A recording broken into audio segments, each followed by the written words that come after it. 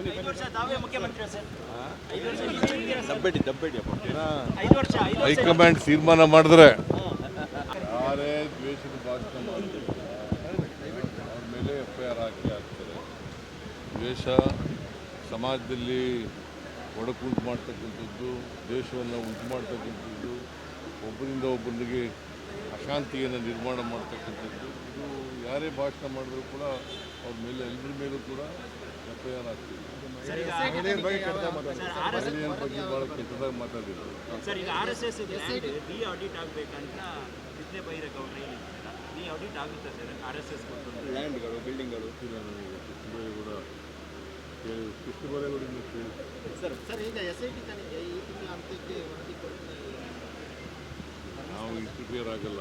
Sir, ಮತ್ತೆ ಅವರಿಗೆ SIT ಅವರು ಈಗ ಹೋಮ್ ಮಿನಿಸ್ಟ್ರಿ ಹೇಳಿದ್ದಾರೆ, ಕೊಡ್ಬೋದು ಅಂತ.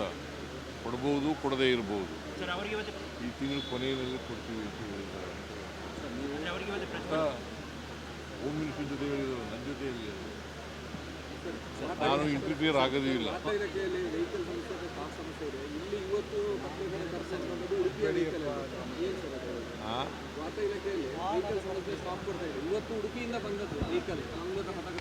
ಮಾಡ್ಕೋಣ, ಇಲ್ಲಿಗೂ ಮಾಡ್ಕೋಣ.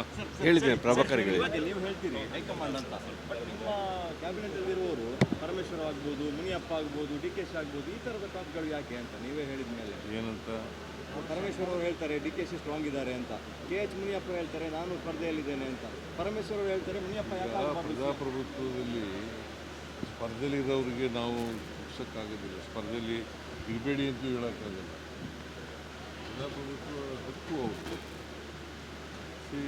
ನಾನು ಚೀಫ್ ಮಿನಿಸ್ಟರ್ ಅಭ್ಯರ್ಥಿ ಕ್ಯಾಂಡಿಡೇಟು ಅಂತ ಹೇಳ್ಕೊಳ್ಳಿಕ್ಕೆ ಅಂತಿಮವಾಗಿ ಹೈಕಮಾಂಡ್ ತೀರ್ಮಾನ ಮಾಡಿ. ಸರ್, ಯಾಕೆ ಸರ್ ಈ ಪದೇ ಪದೇ ಈ ಒಂದು ವಿಚಾರ ಬರ್ತದೆ ಸರ್? ನೀವು ಕೇಳ್ತಾ ಇರ್ತೀರಲ್ಲ, ಈಗ ರಾಜಣ್ಣ ಅವರು ಪದೇ ಪದೇ ಬರ್ತದೆ, ಕೇಳೋದು ಪದೇ ಪದೇ ಬರ್ತದೆ. ರಾಹುಲ್ ಗಾಂಧಿ ಮಾಡ್ತಾರೆ ರಾಜ್ಯಕ್ಕೆ ಅಂತ ಇದೆ. ಗೊತ್ತಿಲ್ಲ. ನಿಮ್ಮ ಬಹಳ ಆಪ್ತ ರಾಜಣ್ಣ ಅವರು 5 ವರ್ಷ ನೀವೇ ಆಗ್ಬೇಕು ಅಂತ ಹೇಳ್ತಾರೆ. ಅದು ಅವರ ಸ್ವಂತ ಅಭಿಪ್ರಾಯ. ಸರ್, ನೀವೇ 5 ವರ್ಷ ತಾವೇ ಮುಖ್ಯಮಂತ್ರಿ ಸರ್. 5 ವರ್ಷ ದಬ್ಬೆಡಿ ಅಪ್ಪ 5 ವರ್ಷ ಹೈಕಮಾಂಡ್ ತೀರ್ಮಾನ ಮಾಡಿದ್ರೆ